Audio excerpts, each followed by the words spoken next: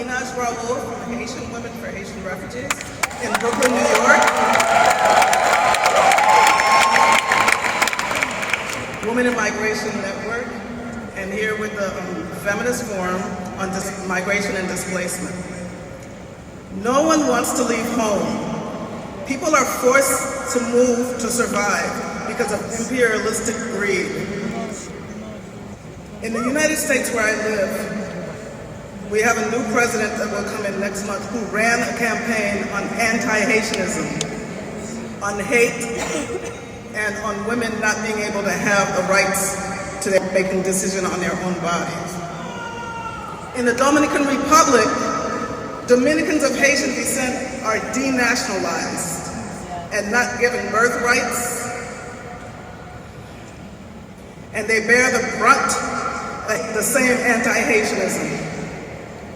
Today we stand here in unity with feminists all over the world to fight for dignity for all women and gender diverse migrants who have been forced to move because of this greed. Femmes haïtiennes, levez camper. Haitian women rise, and we fight together, we're rising together with feminists all over the world to fight for dignity and equity in the same way that our ancestors in Haiti fought to free themselves from slavery.